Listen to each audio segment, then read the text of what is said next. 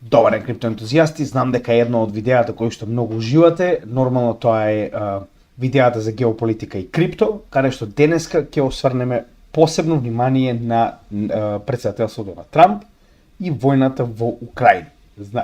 Знаете и сами зашто ова го правиме од финансиски аспект, односно идејата е колку побрзо се заврши оваа војна, толку побрзо ќе имаме релаксирање на сите пазари, од аспект на првенствено инфлација која што доаѓа во сите овие земји кои што се засегнати од самата војна, највеќе поради тоа што овие две земји се првата и втората по големина житница во светот. Што значи дека крајот на оваа војна ќе биде крајно позитивен за генерално целата економска сфера, нормално и за нашето инвестирање во криптовалути, затоа што знаете и сами, централните банки при инфлациона висока, да речем, состојба во своите земји се склони кон покачување на своите каматни стапки, а со тоа нормално и рестриктирање на пазарот, така да нас не е потребно оваа војна да заврши многу.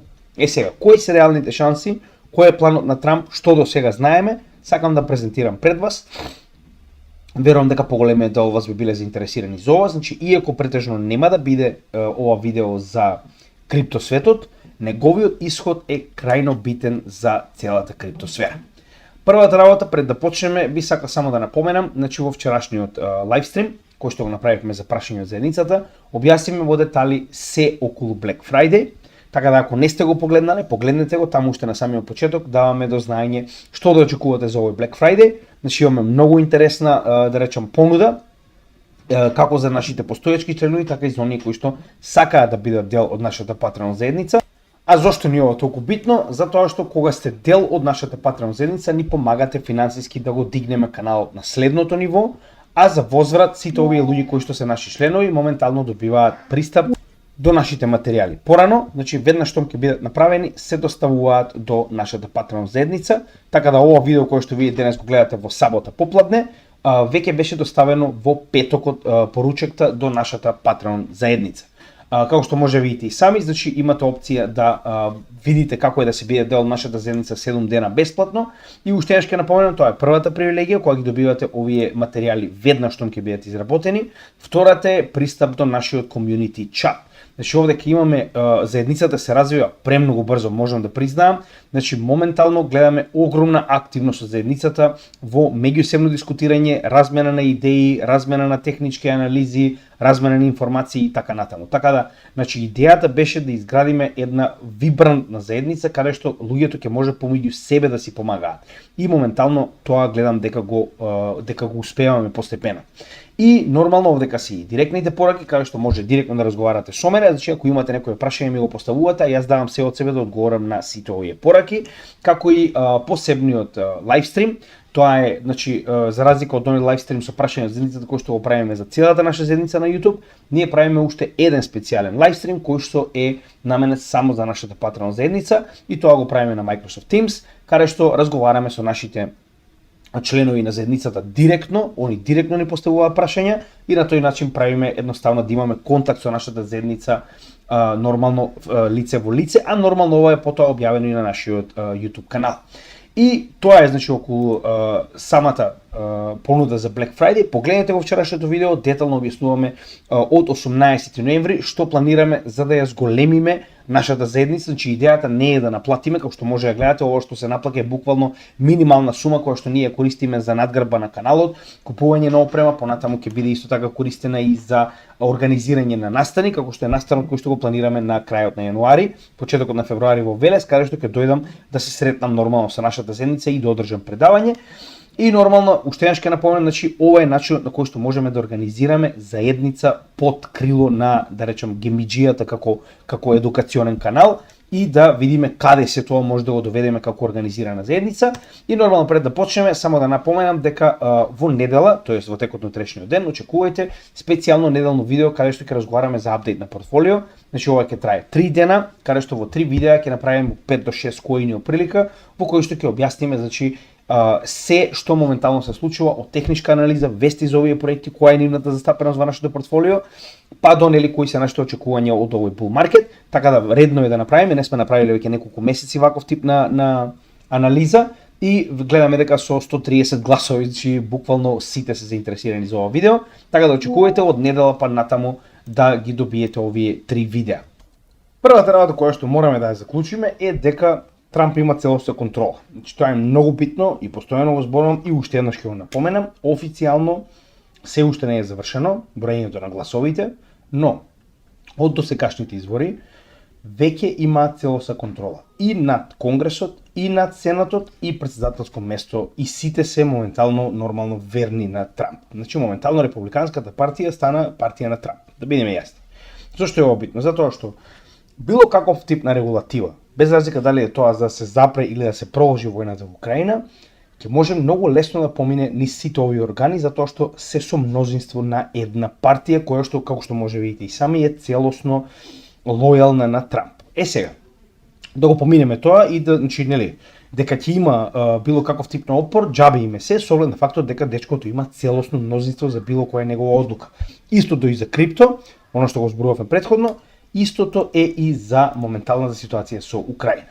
Сега, да видиме што истиот изјавуваше прво, нели, во целата оваа ситуација и како истиот планира да го реши овој конфликт. Нормално сега зборуваме за предизборни кампањи кои што малку се надвор од реалноста во однос на тоа што реално се случува, тоа ќе го објасниме во денешното видео, но како и да е, битно е да слушаме што истиот кажа во неговите предизборни ветувања за оваа војна.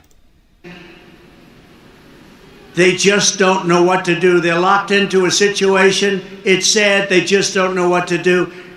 Because Ukraine is gone. It's not Ukraine anymore. You can never replace those cities and towns, and you can never replace the dead people, so many dead people. Any deal, even the worst deal, would have been better than what we have right now. If they made a bad deal, it would have been much better. They would have given up a little bit, and everybody would be living, and every building would be built, and every...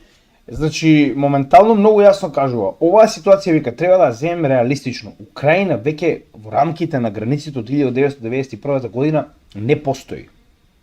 Вели, и лош договор да направи на почетокот на војната ќе беа со многу подобра ситуација моментално, дури и да се откажа од одредена, нели, копнена територија, сепак има многу подобра ситуација од тоа што се случува моментално, нормално зборува за администрацијата на гериатрија Џо.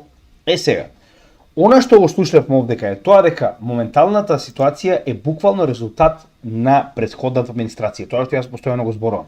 Ова е оние влажни соништа на Мурика дека може да ја уништи Русија. Тоа е тоа, се разбираме. Сега, значи главната работа која што можеме да забележиме од сето она што моментално се спрема, значи еден од сојузниците на Трамп, кој што очигледно ќе биде дел од практично новата влада на Трамп, вели Украина мора да се фокусира на мир, а не на територија. Оние муабети од типот ние не прекинуваме со војна додека не ги вратиме назад Донец, Лугански и Крим, тоа е научна фантастика. Значи, пред 6 дена официјално кажа, значи нема што да се разговара повеќе. Треба да бидат реалистични и дека таа територија назад не се враќа. Значи, уште еднаш ќе напоменам, ова е цената кога Мурика и Гејропа, нели, НАТО екипата ви се у алијанса, се разбираме. Еве како изгледа нивната поддршка, гледате како изгледа, еден човек се смени у нивната администрација и толку беше од поддршката. But I would do differently. I will work out peace before.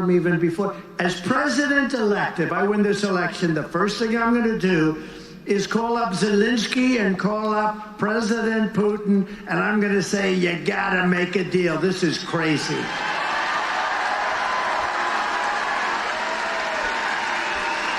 Crazy. They asked Biden, when was the last time you spoke to Putin? He didn't know. Of course he didn't know. What a stupid question. Of course he doesn't know. Значи, првата работа што мораме да забележиме овдека е баш тоа. Дека нема завршување на оваа војна на воен начин. Зошто го велам тоа? На Русија ќе биде потребна една декада за да стигне да го заврши тоа што пак имаме цели за кои што ќе разговараме во вториот дел од ова видео во однос на тоа што Русија се обидува да постигне и зошто ова е нереалистично што зборува Трамп, но како и да е. Идејата која е? Знаеме сите дека на крајот од денот мир во оваа војна може да биде постигнат само преку директни преговори. Се разбираме? И еве го тоа моментално што го кажува и самиот Трамп е дека со директни разговори и со едната и со другата страна. Не тоа што моментално гериатрија Џо и останативе колонијалисти си замислуваат дека нели ќе се распарчи Русија, дека не знам што ќе направеле. Значи уште еднаш ќе напоменам. Главната работа и понатаму останува peace talks, мировни преговори. Сега околу мировните преговори мораме да видиме дали е тоа исто така реалистично, затоа што на крајот од денот претходните мировни договори не беа баш нешто најдобри и тоа сакам да ви го покажам уште еднаш. Односно, идејата на Трамп сега, значи овдека доаѓаме на тоа Трамп што излезе со оние муавети дека за 24 часа ќе заврши војната, тоа е научна фантастика. Значи и Трамп и сите останати кои што мислат дека за 24 часа ова ќе се заврши, тоа е значи научна фантастика. Значи далеку е од тоа. И еве чисто околу тој дел советувањето, а после ќе видиме нели постепено ќе разговараме и зошто е толку битна Америка и зошто Америка го има клучниот збор, а ќе видиме и реалистично нели дали Русија уопште би размислила за вакво нешто. Would you give Ukraine weapons and funding if you were I would sit down. Let me just put it a nicer way. If I'm president, I will have that war settled in one day, 24 hours. Сега, тука е тоа препаѓање, као знаеш ја колку сум јак и можам тоа да го завршам за 24 часа. Значи се разбереме. Тоа е научна фантастика. Значи иако јас сум го спомнал претходно, тоа е само ветување на Трамп кое што сите знаеме дека е нереалистично, но битно е дека некој има намера да го направи ова. Значи некој има за цел да ја заврши оваа војна. Сега ќе одиме чекор по чекор, но нели прво да видиме што има да каже, а потоа ќе видиме како се тоа се движи. How would you settle that war in one day? Because I'll meet with Putin, I'll meet with Zelensky. They both have weaknesses and they both have strengths. And within 24 hours, that war will be settled. It'll be over. It'll be Do absolutely you want over. Ukraine to Значи тоа е идејата. И понатаму он е свесен, значи знаете како, зошто велам дека има многу поголема шанса да се заврши ова по Трамп за разлика од било кој друг. Затоа што Трамп е бизнисмен. Него го интересира иднината на неговата земја, да се разбереме. Америка никогаш не била заинтересирана за украинците, 99% од муриканците, вклучувајќи ги тие што се во Сенат и во Конгрес, нема да може да најдат Украина на мапата. Се разбираме, значи да им дадам светска карта, нема да знаат каде се наоѓа Украина. Не е само Украина и сите тие земји за кои што они се борат за мир и за демократија, сега да им кажам каде е Сирија, кај што имаат 1 тон војска и кај што крадат 70% од нафтата од Сирија, нема да знаат каде се наоѓа. Се разбираме. Значи на крајот од денот сето ова за нив е бизнис. А за Трамп добар бизнис моментално би било крај на оваа војна затоа што моментално има многу ресурси кои што се трошат и да речам трупи и сето тоа кое што моментално е зафатено со целата оваа војна, затоа што пак ќе напоменам, оваа војна ако се прелие во Европа, Европа нема да може да успее ништо да направи без помош на Мурика.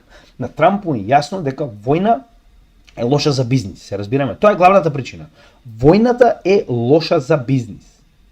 Иако некогаш војната знае да донесе многу голем бизнис, во оваа ситуација не е само еден бизнис. Не е само бизнисот на производство на оружје, така треба да мислите и на другите, кои што страдаат поради инфлација која што настапува од оваа војна. И затоа верувам дека една од главните причини е токму тоа за да се заврши оваа војна и зашто Трамп е толку загреан да заврши оваа војна. Значи, сега е тоа баш истите овие Washington Journal, кој што претходно направи интервју, вели вака. Значи вика Трамп вети дека ќе заврши војната со Украина, како што веќе кажавме, значи тоа е идејата. Идејата е тука. Значи на вистина има идеја дека ќе се заврши војната. Како? Значи буквално тоа. Но сега треба да се одлучи како ќе се направи тоа. Затоа што не е во раците на Америка. Тоа е она што сега сакам да ви го објаснам. Прва работа е тоа што зошто велам дека Мурика има клучен момент во завршување на војната. Затоа што без Мурика оваа војна не може да продолжи. Погледнете. Ова е колку моментално пари до официјално 30 јуни, не може да најдем понов податок, има и повеќе дадено, значи официјално до 30 јуни колку пари во милиарди долари има дадено на Украина во воена помош. Се разбираме? Значи 55,5 милиарди и повеќе се, ова е до јуни, не заборавајте, има уште повеќе дадено, но едноставно не може да најдем понов податок. Како идеја? Идејата е битна, погледнете. Сите останати дури да ги соберете нема да стигнат до 55. Се разбираме? Што значи дека без воена помош од Мурика, тука завршува војната. Затоа Мурика преговара, не преговара Украина, се разбираме. Тоа е само фикција дека наводно ете и украинците преговараат. Се знае кој преговара. Преговара тој што ви е сопственик моментално. Не само воена. Погледнете, ова е моментално колку помош е пратена во парични средства, и сега дали се во парични или во прехранбени продукти што и да е, не ни интересира, но официјално погледнете. До 31 август 2024 година, од почетокот на војната, Мурика пратила 84 милиарди долари. Повторно, ако ги соберете сите, нема ни до половината да стасаат од помошта која е пратена од Мурика. И овдека гледаме истата ситуација со некои дополнителни ова се кредити кои што моментално се дадени на Украина. Но како и да е, и да ги соберете заедно, пак нема да биде доволно до помошта која што моментално ја праќа Мурика. Сега, зошто Русија нема лесно да пристапи кон нови преговори? Значи, многу битно да објасниме, затоа што многу луѓето потенцијално не го знаат тоа.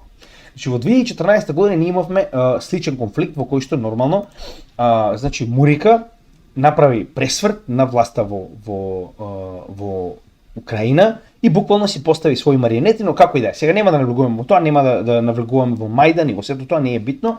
Битната работа која што треба да забележиме овдека е дека и во тој момент Русија беше уклучена во овој воен конфликт, имаше земено голема територија, која што може видите и сами, и нормално беа као наводно изманипулирани од страна на Европа и НАТО, као демек ке се подпише мировен договор и се тоа ќе заврши.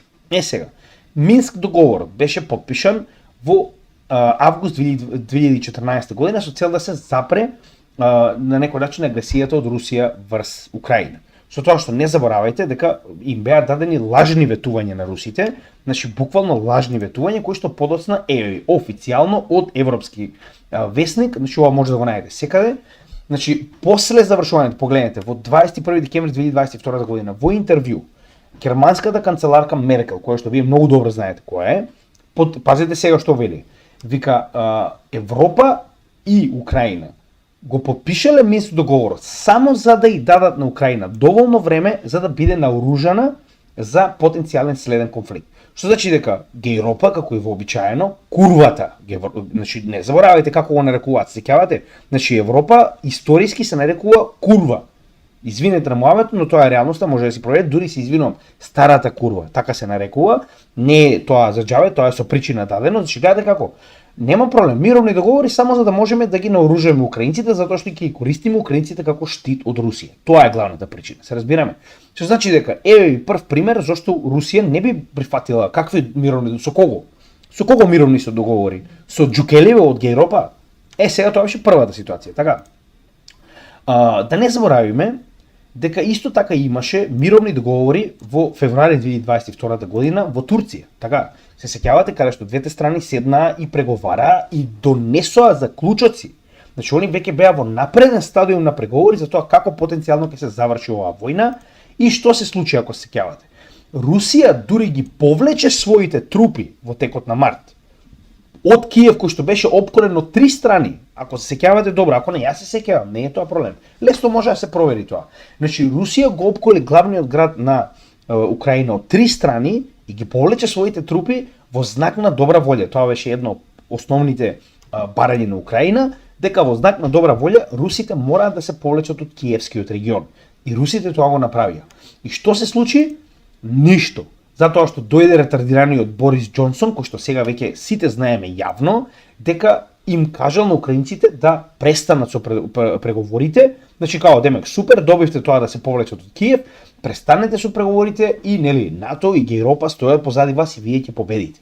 Не заборавајте дека Борис Џонсон, тогашниот премиер на Мала Британија, дојде и ги принуди украинците да излезат од овој мировни преговори. Така, значи што ви каже Трамп на почетокот на ова?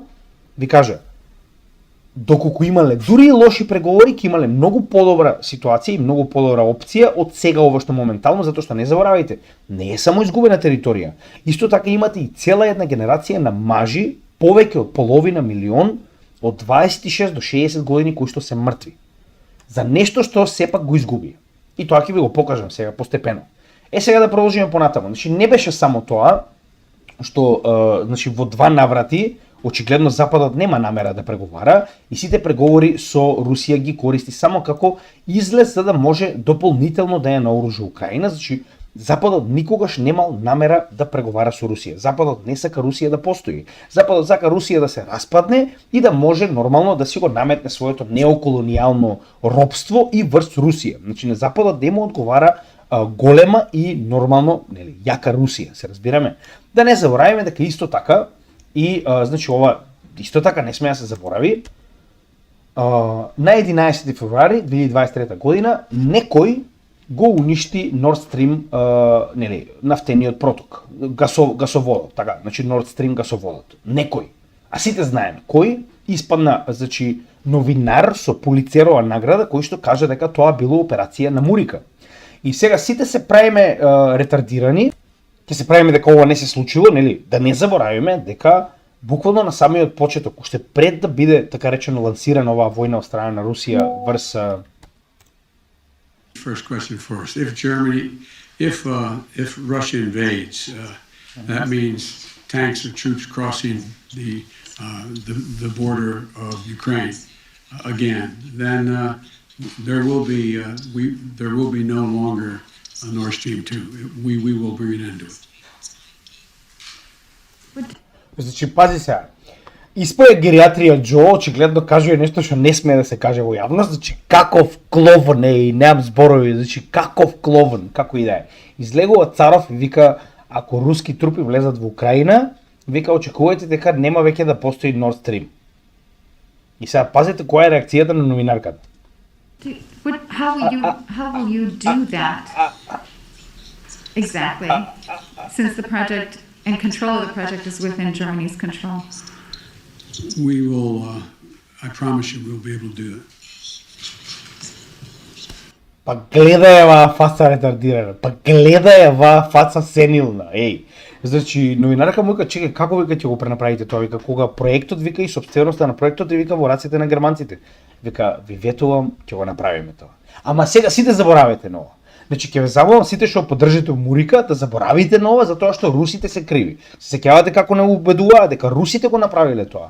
Русите сами си го уништиле Nord Stream. Значи, знаете како? Да го поддржувате Западот треба да сте крајно ретардирани. Се разбираме? Многу од вас ме обвинуваа дека завземам страна. Како да не завземам страна? Па види го гериатрија Џобе. Пак чија страна да завземам? На овој или ве страната? Значи, доаѓаш и на твојот партнер му уништуваш критична инфраструктура. Зошто оти? Така ми се може. Нели пошто Германија и Мурика си плукаат во уста, сега се најдобри партнери, најголемата воена база се наоѓа во Германија на американците и се вика Рамштайн, така. И доаѓаш и му уништуваш нели стратешка инфраструктура и са сите се правиме на тоа што не бе такво нешто немаше, не бе русите сами си го уништија тоа, како и да е, нема да навлегуваме, но само ви го кажам како пример. И сега како вие кажете ми, како вие би преговарале со ваква стока, така? Од друга страна, не заборавајте, официјално во 2024 година. До овој момент сега има и повеќе, ова е негде, ако не се лажам, летото последно. Значи, Русија има повеќе од 20.000 санкции на се. Се разбираме? Значи, санкции на се. Ако земеме сите други останати заедно, не се ниту близко до санкциите кои што ги нанесоа, така речено, на Русија. И сега вие сакате да преговарате со Русија за Украина. Значи, ова се некои реални ствари кои што мораме да ги земеме предвид кога станува збор за што понатаму очекуваме од овие, така речено, мировни преговори. Така, сега има уште не запира овде, чекај полека. Се сеќавате кога последен пат излезе Зелениов, се извинувам, ова е Заев од Украина. Значи, Заев од Украина излезе во јули 2024 година и вели сакаме да има вика мировен самит во кој што сакаме и Русија да присуствува. Не заборавајте дека Западот е толку ретардиран што организираше мировен самит за војната во Украина без присуство на Русија. Значи толку е ретардиран Западот, се разбираме. Значи вие како во Швајцарија беше самитот, цел свет присуствува, само тој што е агресоров не присуствува. И сега преговараме за мир и Русија вика вака. Договорете се и кажете ни што сте се договориле, па ние ќе престанеме, така. И испаѓа нели сега ова беше откако се заврши неуспешниот самит во Швајцарија, кај што сите заклучија дека нема поента на мировни преговори без Русија. И сега Зелениов испаѓа одма после тој самит и вели сакаме втор самит каде што сакаме и Русија да присуствува. Во јули, така. А погледнете, додека оди и собира поени дека сака мировни преговори, во август, еден месец подоцна, Украина прави инвазија во Курск. Со последните сили практично, влегува и прави инвазија во Курск. И сега кажете ми вие, после сето ова што ви го кажав до овој момент, како кажете ми, како Русија да верува на Западот? Какви вие ставате се во очевлите на Путин. После сите глупости кои што сте ги преживеале од Западот. Како вие би се ставиле во ситуација да правите мировни преговори со оваа банда џукели? И да не забораваме дека ова беше целосно неуспешно, на почетокот беа сите многу воспалени као германски тенкови повторно на руска територија. Еве ви, Франција 24 вика зошто вика курската офанзива вика пропадна и зошто не успеа да ги натера руските трупи да се повлечат од Донбас. Затоа што Русија има војска за разлика од Украина. Нив не им треба да ги повлекуваат, тие имаат нови трупи. Дополнително не заборавате дека исто како Украина, така и Русија има свои партнери. Русија има свои земји кои што се во воена алијанса со Русија, да ги оставиме на страна сите стан држави кои што се уште не ги повикала, а може, затоа што со сите бивши СССР републики, сите оние стан држави, каде што Казахстан е моментално поголем од цела Европа заедно, значи може да ги повика и нив како војска да им помогнат во оваа ситуација во војната и во заштитувањето на сопствената територија. Зборуваме затоа што Курск е дел од Русија. Гледаме дека Северна Кореја моментално најменици, платена војска, исто како што Украина моментално регрутира од цел свет војска, исто да го направи Русија, не само што земаа своји резервни трупи, туку и си донесоа трупи од Северна Кореја, можеш да ги запреш. Што ќе им направиш? Ќе ги санкционираш ли? Значи, кој ќе го Северна Кореја и Русија? Уште шо остана да се санкционира? Уште матрошките, бабушките, уште тие да им ги санкционирате, друго нема што остана, толку е. Како и да е. Сега, јасно ли ви е зашто нема теоретски шанси да се случи такво нешто како преговори, затоа што на крајот од денот русите сега веќе знаат многу подобро со кого си имаат работа. Сега, на еден и на друг начин, пак на крајот, значи, знаеме дека ќе мора да дојде до некаков тип на план, до некаков тип на преговори, каде што пак, значи, неизбежно е, значи, неизбежно е, ќе мора да бидат преговори на крајот од денот. Со тоа што нормално во оваа ситуација Русија ќе бара многу повеќе, затоа што Русија моментално победува. Дали тоа ви се допаѓа вас или не е битно. Тоа е реалноста. И ако продолжи оваа војна, Украина нема да постои. Не дека нема да има 25% од сопствената територија, нема да постои. Тоа што ви го кажа Трамп, завршена е ова, гледате и сами е. Значи ова се моментално наслови кои што доаѓаат од Вашингтон. Вика, Украина мора да ги, да се практично сосредоточи на безбедност, а не на територија. И уште еднаш, значи, овдека постојано се зборува за истото. Дека ќе има мировни преговори и дека тоа е една од главните приоритети на Трамп во неговата така речено почеток на председателство. Веќе он се уште не добил, како што веќе ме потсетија некои од нашите членови на каналот, 26 јануари официјално Трамп влегува во кабинетот, станува председател. До тогаш гледаме дека се уште има, значи, напори што може повеќе да реши уште пред да влезе во самиот кабинет, да стане председател на Мурика.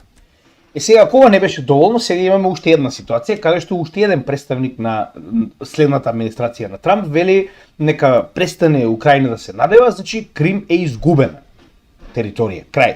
Идејата беше не престануваме со војна додека не го вратиме Крим во Украина. Значи, еве ви од најголемите партнери кои што ви покажавме дека и по нормална помош и по воена помош, значи ви кажуваат заборавете, Крим нема да се врати во Украина. Значи завршија сите циркузи очигледно и веќе се враќаат у реалноста полека. Уште еднаш, значи јас постојано ќе ја потсетувам. Ова е цената на дудлање на Западот. Се разбираме, еве како изгледа кога Западот ви е партнер, кога ви е сојузник, кога ви е заштитник и не се секирате, овдека не запира, уште полошо е, чекајте. Не вака сега. Значи, уште еднаш, идејата на Трамп понатаму се врти околу тоа да имаме некаков тип на замрзнување, некаков тип на запирање на војната моментално. Се разбираме. Сега треба да разговараме дали е тоа возможно. Овдека е моментот дали воопште има интерес и слух од двете страни за да се запре оваа војна каде што моментално е. Затоа и на крајот ќе кажам дека имаме две опции и сега ќе објаснам малку повеќе околу овие опции. Значи првата идеја како што гледаме дека постојано се врти истата е тоа дека мора веднаш да се запре со практично било каков тип на да речам во оваа ситуација воени активности. Русија тоа нема да го дозволи. Сега ќе ви објаснам детално зошто. Затоа што Русија моментално е буквално во победоносен марш кој што моментално е незапирлив. Русија е свесна дека Украина веќе нема трупи, дека и да има оружје нема кој да го користи тоа оружје и едноставно во целата оваа ситуација се повеќе и повеќе јасно дека ако Русија прифати ваков план, првенствено она сама изгубила од воен аспект, а и од стратешки аспект, за тоа ќе разговараме во следните слайдови. Сега вака. Значи, идејата на Трамп е понатаму останува дека наводно ќе се направи 800 милји, замислете, ова е огромна територија. Бафер зона помеѓу Украина и Русија. Значи идејата е да се направи така речено замрзнување на целата оваа војна и да нема украински и руски војници, туку во оваа бафер зона да имаме НАТО трупи. Значи оние миротворни трупи, како што е слично на пример, нели веќе сме го виделе тоа во неколку пати, во неколку различни наврати. Еве ќе ви покажам како тоа изгледа. Значи како што имаме демилитаризирана зона во помеѓу Северна и Јужна Кореја, истото можеме да го видиме и во различни други, да речам, конфликти. Тоа беше и во Косово, ако се сеќавате, на границите беа поставени миротворци, истото беше и помеѓу Босна и Србија војната, нешто што е нас, нели, ние блиску. Да не забораваме дека моменталниот конфликт помеѓу Израел и Либан, истата ситуација, требаше да има демилитаризирана зона во која што ќе има само миротворци. Значи тоа е идејата која што моментално се обидуваат да ја пласираат од западот, со тоа што постојано се зборува за некакво си замрзнување. Замрзнување нема да има. Ви кажувам веднаш, сега ќе ви објаснам и зошто. Значи прва работа која што мораме да напоменеме е дека Русија моментално има огромен напредок. Се разбираме? Само во текот на 2024 година до 9 октомври 2024 година, ова е чисто генерална карта и сите овие практично портокалови и да речем темно портокалови зони, сето ова е територија која што во овие 10 месеци Русија успеала да ја добие. Се разбираме? Со тоа што овде ќе имаме големи центри, Украинск, Вуледар, пред тоа да не забораваме дека Авдиевка падна на крајот на 2023 година заедно со Бахмут. Торецк само што не паднал во руски раце, моментално половина од овој град е во руски раце. Часибјар само што не паднал во руски раце, да се разбереме. А на крајот од денот нормално знаеме дека Славјанск, Покровск и уште еден имаше овде град кој што се буквално центрите кои што сака Русија да ги поседува и да ги има во својата карта, ќе објасниме зошто за некоја минута. Значи гледаме дека Русија моментално има огромен напредок. Погледнете. Сега ова е најнов напредок од 14 ноември. Погледнете само колку забрзано моментално е темпото, со тоа што не заборавајте дека едно вакво поле е 2 километри. Се разбираме, значи ова е размерот на 2 километри.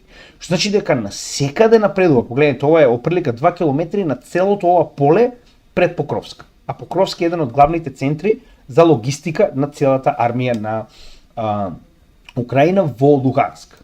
Погледнете, ова е малку по-на север, каде што кажаме дека половина од градот Торецк е моментално контролиран од Русија. Погледнете.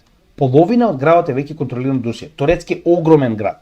Исто така уште еден од оние центри. Погледнете, значи ова не е 2, ова е добри 4 километри напредување. И тоа е само за неколку недели, се разбираме. Затоа што моментално гледаме ефективно распаѓање на украинскиот фронт. Значи немаат доволно луѓе. Погледнете, Часибјар веќе имаат делови од Часибјар кои што се под нивна контрола, а знаеме како тоа најчесто завршува кога конечно ќе влезат во еден град. Така, погледнете, истата ситуација, значи овде ќе имаме 4 километри минимум завземени за само неколку недели. Така.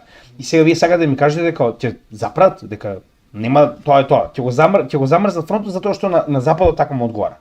Последен пат кога тоа го направиле, ги повлекле своите трупи, видовме што западот направил за возврат. Така. Значи дополнително милитаризирање на Украина, праќање еден куп на оружје, така да овој пат русите дефинитивно, сигурно не по наредба на Трамп, нема да го запрат ова, да се разбереме. Значи тоа е нешто што дефинитивно опаѓа. Сега, да не заборавиме дека главната цел првенствено на Русија беше после подпишувањето на договорите за така речено превземање на Донецк и Луганск, значи ова беше по, нели, сега нормално западот нема да го признае, Русија си го признава, знаете како? Си го признаа Русија и си го зема исто како Крим, се разбираме. Значи имаше гласање, луѓето си изгласаа дека Донецк и Луганск бидат дел од Русија. И моментално, да видиме до каде се, затоа што и тоа е многу битно, ова е ефективно до средината на ноември карта, затоа каде и колку оприлика од овие територии завземале. Со тоа што гледаме дека Луганск моментално е 99% во рацете на Русија, со тоа што имаме дополнителна територија која што не е дел од Луганск и остануваат, погледнете, ова е 1%, тоа е практично Часибјар кој што треба да биде завземен. За разлика од тоа, Донецк имаме голема територија која што се уште не е земена. Со тоа што еве овдека се тие Краматорск и првиот град кој што го спомнавме Славјанск. Тоа се два големи градови, зборуваме големи капитални градови кои што треба да бидат завземени, односно Русија нема да запре додека првата нивна цел е завземање на овие две територии. Тоа беше уште почетната иницијална цел која што беше почната оваа специјална војна специјална воена операција, така они се уште не го нарекуваат војна. Да не забораваме дека поради тоа што Украина го направи, Русија отиде еден чекор понатаму. На 30 септември 2022 година прогласи анексирање и на Херсон и Запорижје. Херсон и Запорижје. Тоа се уште две области кои што моментално се наоѓаат во така речено јужниот, па би рекол јужниот дел, југоисточниот дел на Украина, кои што практично представуваат една огромна бафер зона за Крим. Крим никогаш нема да биде веќе во рацете на украинците, тоа треба да го разберат. Значи мојата сопруга е украинка, мојата сопруга е за другата страна, верувале или не, тоа не го менува фактот дека треба реално да гледаме на работите и дека тоа е невозможно. Така, со тоа што моментално они поседуваат и 70% од Запорижје и 65% од Херсон. Со тоа што главните градови Херсон и Запорижје се уште не се во рацете на Русија. Како и да е. Каде е овдека клучниот момент зашто јас велам дека не може да имаме замрзнување и не можеме да имаме запирање на војната во оваа ситуација. И уште една битна работа пред да го напоменеме тоа. Не заборавајте дека моментално и голем дел од Курската област, сега голем, тоа е малку нели, Курската област е огромна, но солиден дел од Курската област со нели во оваа ситуација би рекол големиот град Суџа се во рацете на украинците. Со тоа што погледнете колку голема била територијата, а колку се намалува со тоа што гледате дека руските трупи буквално и овдека значи напредуваат во завземање на својата територија назад. Што значи дека првенствено Русија се наоѓа во ситуација каде што не може да го замрзнува конфликт, затоа што прво имаат своја територија, тоа е делот од Курск кој што е под контрола на Украина, значи не може да го замрзнат фронтот како? Значи нема теоретски шанси кога вие победувате да го замрзнете фронтот затоа што така на Трамп потекнало, така. А второ затоа што погледнете. Значи не може да има предавање на територија. Се разбираме? Значи во рускиот устав стои дека не смее ниту 1 сантиметар руска територија да биде отуѓена и дадена на некој друг. Што значи овие земји после нивното влегување во рускиот устав се дел од Руската Федерација и не може да има преговори за тоа, се разбираме. Нивниот устав им забранува било каков тип на преговори, односно единствено решение е целосно да бидат предадени овие 4 територии во рацете на русите и да биде вратена назад Курската територија која што моментално украинците ја чуваат, а од друга страна да не забораваме дека и украинците го сменија својот устав на истиот овој начин во вториот артикл, или тоа е вториот член, каде што вели дека територијата на Украина е неподелива и дека истата треба постојано да биде под целосна контрола на Украина. Што значи дека според уставот и Украина нема простор за преговори, се разбираме. Двата врховни правни документи на овие две земји им забрануваат било каков тип на преговори за давање на територија во туѓи раце. И сега доаѓаме до оној момент каде што имаме две опции за тоа како ова потенцијално ќе се заврши, така? Затоа што пак на некој начин, значи се ставаме во ситуација каде што овие две страни генерално во оваа ситуација немаат опција за преговори. Се разбираме? Значи нивните врховни правни пак ќе кажем устав во оваа ситуација како највисоко правно средство во една држава не им дозволува такво нешто, се разбираме. Што значи дека нема начин како да бидат отуѓени или едната или другата територија. Е сега, разликата е од тоа што Русија никој не може да ја присили, се разбираме, проба сите санкции на светот, еден куп глупости, само направи Русија да биде многу појака и многу посигурна и БРИКС да порасте многу повеќе. Значи дека сега единствена опција е Трамп со неговата надмоќ во оваа ситуација врз Украина, поради тоа што во негови раце се и значи помошта која што е во воен аспект и помошта која што е нели во социјален аспект, да може да ги блокира. Што значи дека ако ги блокира воената помош и социјалната помош на Украина, ефективно Украина веднаш губи. Значи Украина не може да продолжи, ни веќе не може да продолжи. Замислете без воена помош од Мурика. Крај. Тука завршува се разбираме. Затоа и пак ќе напоменам, верувам дека Трамп тоа е картата која што може да ја игра. Воен, тоест притисок врз помошта која што потенцијално би ја забранил на Украина со цел да може да изврши притисок за Украина да така речено во оваа ситуација ги предаде овие територии. За жал, пак ќе кажам, многу славјанска крв се пролеа, но реалноста е таа дека едноставно нема избор освен да ги предадат овие територии. Е сега, уште една последна работа која што видовме беше Украина се обидуваше да стане членка на НАТО во последните, да речам, мигови на владењето на гериатрија Џо. Очигледно тоа нема да се случи, со тоа што одиме до степен каде што сега Трамп и бара уште нешто повеќе. Бара 20 годишно замрзнување на било каков тип на членство на Украина во НАТО. И тоа не е опција, сега ќе ви кажам зошто. Значи, првата опција дека ќе имаме демилитаризирана зона со трупи на НАТО е научна фантастика. Значи, вакво нешто како што гледаме во Северна и Јужна Кореја, вие да ставите НАТО трупи, па идејата на Русија беше да ги оддалечи НАТО трупите, не да ги стави на нивната граница, значи дека тоа опа е сигурно. Дополнително, вакво замрзнување, значи замрзнување или не е битно. Русија кажа никогаш Украина во НАТО. Нема тука преговори, се разбира, че ова е, знаете како, доаѓаме во ситуација каде што Русија диктира и нема тука дали вас ви се допаѓа или не. Тоа е реалноста. Русија диктира, се разбираме. Значи Трамп ќе се обиде сето ова да го направи очигледно, но во оваа ситуација не заборавајте кој е победникот. Иако продолжи оваа ситуација, Русија само ќе победи.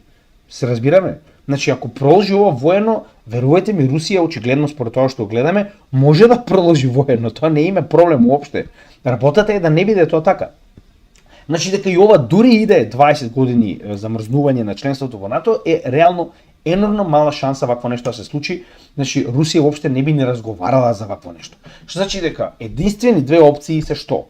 Да продолжи овој конфликт, за жал, затоа што ако Трамп се откаже од оваа ситуација, значи овој проблем влегува во рацете на кого? На Гејропа. Значи Гејропа мора да продолжи, затоа што за нив ова ќе биде еднакво на Трета светска војна дека ја изгубиле, се разбираме. Затоа што они не можат прво во нивните мали мозочиња да си сварат дека изгубиле од Русија повторно. Се разбираме, значи повторно изгубиле од Русија. Така, значи за нив тоа е ненормално. И гледате, значи цели во Германија владата се распадна и ќе имаат вонредни избори во јануари само заради тоа што, значи моментално Шолц и понатаму слепо продолжува со поддршка на Украина. И моментално останатите, и тоа во оваа ситуација министерот за финансии, се откажа од владата затоа што не е возможно да се продолжи да се поддржува Украина. Се разбираме? Значи не само не се кидајте, доправо ќе гледате распаѓање на влади во Европа. Баш поради оваа причина. Замислете сега ако Чичко Сем си ги повлече своите донирања во Украина. Како? Како ќе продолжи, кажете ми вие мене Европа? Како? Нема како, да? Значи, пак ќе кажам, во оваа ситуација продолжување на војната и Трамп повлекување на воената помош и социјалната помош на Украина ќе значи комплетен колапс на Украина. Тоа е нешто што јас верувам дека нема да си го дозволат, затоа што замислете таков катастрофален пораз. Па сите непријатели на Гејропа моментално ќе го погледнат тоа како значи можело така, се разбираме. Значи јас верувам дека такво нешто нема да си дозволат, а немаат избор. Трамп не сака да продолжи, очигледно е дека не сака да продолжи. Има енормно мала шанса дека истиот ќе продолжи со воена помош на Украина, он веќе многу пати кажа дека такво нешто нема да се случи. Втората опција, како што веќе напоменавме, е момент во кој што ефективно Украина ќе се откаже од овие 4 анексирани територии и ќе изгуби повеќе од 25% од нивната територија ефективно на Русија. И да не забораваме, ова нема да биде единственото, Русија сега ќе бара, затоа што не. Вие сте правеле еден куп глупости, сте и користеле сите мировни преговори или повикување на мировни преговори за да ја ескалирате ситуацијата. Сега јас верувам дека Русија ќе бара многу, ќе бара, според мене, од она што го гледам, дефинитивно ќе бара анексирање на овие 4 територии, ќе бара не 20 години замрзнување, никогаш Украина да не влезе во НАТО и ќе бара Украина да биде неутрална земја која што нема да има своја армија. Потенцијално полиција, но не и армија. Затоа што на тој начин Русија би прифатила бафер зона која што ќе биде Украина за НАТО да не дојде практично на самата врата на Москва. Се разбираме? Да не може да дојде толку блиску до самата граница на Русија. Така да јас верувам дека тоа се главните барања кои што без нив ја не верувам дека воопшто Русија ќе разговара. Се разбираме? А Западот нема избор. Затоа што негово што е? Или треба да донесе своја војска, затоа што очигледно веќе украинци нема, ги убија сите, се разбираме. Или пак треба да продолжи и катастрофално да изгуби, тогаш Украина да изгуби многу поголема територија и срамот и за Гејропа и за Мурика да биде многу поголем. Така да јас верувам дека ова е начинот на кој што може да се реши ова и ова е единствениот начин кој што јас реално го гледам како излез од оваа војна, но ќе видиме заедно. Нормално, една работа која што сакам да напоменам, која што сакам да си ја врежите во вашите мозоци. Значи, ова е Хенри Кисинџер, ова е еден од најголемите дипломати на Мурика. До степен што сега не можеа да го решат проблемот со Кина, Хенри Кисинџер на 90 години го пратија од Мурика во Кина за да го решава проблемот помеѓу Мурика и Кина и оваа потенцијална војна на трговија која што очекуваме. Значи, до тој степен е легендарен типов во дипломатија. Вели, Америка не поседува, вика, постојани пријатели или непријатели, туку само интерес. Значи, не заборавајте дека политиката на сите овие големи сили, вклучувајќи ги Русија, вклучувајќи ги Кина, е интерес.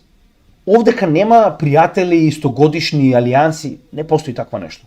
Америка веднаш ќе ја напушти Гејропа ако дојде ситуација во која што Гејропа целосно зависи од Америка. Се разбираме? Да, нив им одговара, моментално се класични вазали, значи буквално Гејропа се претвори во спахи на султанот во Вашингтон. Се разбираме? Со тоа што има и втора изрека од самиот Хенри Кисинџер, вели, да бидете непријател на Америка е многу, вика, опасно.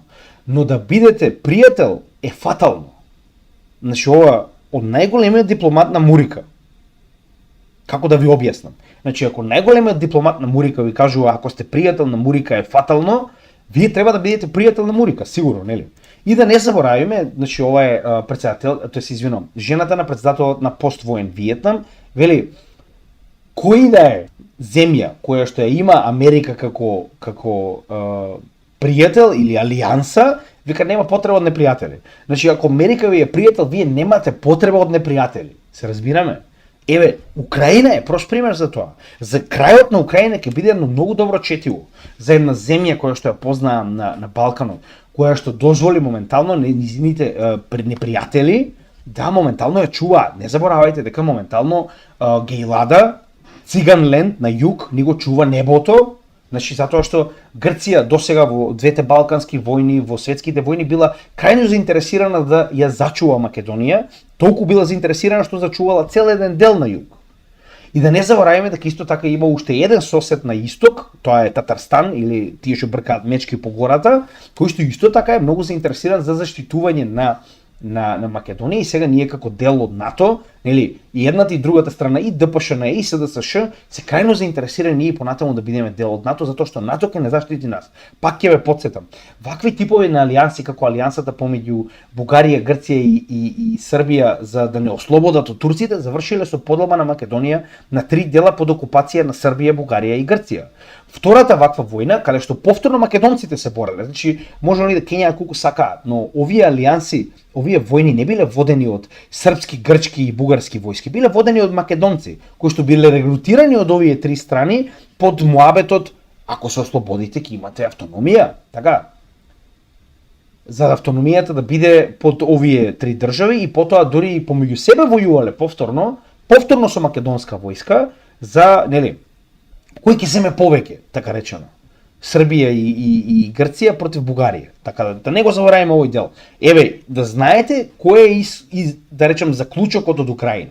Значи она што ние треба да го земеме како држава. Да, нас ни одговара крајно оваа војна и ќе биде крајно позитивен за генерално макроекономијата и за овој бул маркет, но она што ние највеќе треба да го запамтиме е токму тоа, дека овие ДПШН и СДСШ нема никаква добра намера кон македонците, дека нашето членство во НАТО ќе не кошта многу повеќе од тоа да не сме биле членка на НАТО и моментално еве ви кажувам, значи за жал овие работи, тоа нас дека нели ние многу голем партнер Мурика и дека ние сме целосно до грклан со муриканците, се разбираме. Значи треба да си го преиспитаме малку повеќе и да видиме на која страна стоиме. Затоа што Македонија моментално за прв пат во историјата стои на погрешната страна. Дали вас се допаѓа или не, тоа е ваш проблем, се разбираме. Значи само ви кажувам каде се тоа води. Немој да мислите дека овие наши стратешки партнери ни мислат добро. Ниту па ни мислеле, ниту па ќе ни мислат. Само подсетете се од 2001 година кој ви ги донесе терористите денеска да ви бидат во парламент, да ви бидат претседатели, да ви бидат премиери, претседатели на собрание. Значи, тоа се вашите стратешки партнери. Да не заборавам и СДСШ и ДПШН. Да ги поздравам од гимиджијата. Но како и да е. За крај, нормално, како и секогаш, се надевам дека имавте добар заклучок од ова видео и на крајот од денот јас сум доста позитивно настроен дека ова навистина ќе се случи, дури и во нели кошмарите на Гејропа и Мурика, тоа е реалноста, значи кога сте изгубиле војната треба да си прифатите или да продолжите да губите, Така да останува да видиме како се тоа ќе биде завршено, но пак ќе напоменам, верувам дека ќе има многу добар заклучок за овој bull market, ако се заврши ова наскоро, како и за генерално макроекономијата. И за крај, значи, друштво, успеавме да пробиеме 4000 сабскрајбери, така да ви благодарам за поддршката. Сите оние кои што се нови, погледнете го видеото на врвот на нашиот канал, кој што ќе ве води во однос со тоа што може да најдете на нашиот канал. Имаме повеќе од 1300 видеа. Поради ова би ви напоменал да го погледнете видеото кој што ќе ви даде што и каде може да најдете на нашиот канал, а во дескрипција на секој од нашите видеа прво може да најдете која е содржината за што и каде зборуваме во самото видео. Потоа нормално може да го најдете линкот до нашата Patreon заедница за која што постојано зборуваме уште еднаш. Значи погледнете го вчерашното видео каде што детално објаснуваме за Black Friday понудите. Тоа е во цел да ја зголемиме нашата заедница, да помогнеме на што повеќе македонци да имаат пристап до што повеќе материјали и што побрзо да ги добиваат, значи тоа е главната идеја, а нормално со вашата поддршка да продолжиме да растеме како канал. Дополнително овдека ги имаме и двете апликации, тоа е Купи ми кафе апликацијата заедно со овие блокчейн адреси, кои што ги користиме за добротворни цели. Значи сето оно што досега е пратено на овие да речам две места на апликацијата и на блокчейн адресите ќе биде искористено за помош на македонците назад во Македонија. Веќе во 2 наврати го направивме тоа на една црковна организација и помогнавме со две донации од околу 700 и 800 евра во прехранбени продукти. Ќе продолжиме и понатаму кога ќе има доволно средства во овие две апликации. Дополнително овдека ги имате социјалните мрежи на кои што може да следите целата наша работа, би ви препорачал да ги заследите, затоа што има многу дополнителни информации кои што ги објавуваме во текот на денот, како и нашите резервни канали на Odyssey, Rumble и YouTube. На YouTube секое утро очекувајте видеа од нашите постари едукациони видеа од плейлистата на напреден курс за фундаментална и техничка анализа, каде што сите оние кои што не се во тек, кои што би сакале постепено да пристигнат до она ниво каде што поголемиот дел од нашата заедница веќе ги има изгледано сите овие видеа, значи ги објавуваме едно по едно секој ден со цел да стигнете до самото ниво. Така да ви благодарам, се надам дека и понатаму ќе продолжите да следите нашиот канал и се гледаме во следното видео. Поздрав од Крипто Гемлиџија.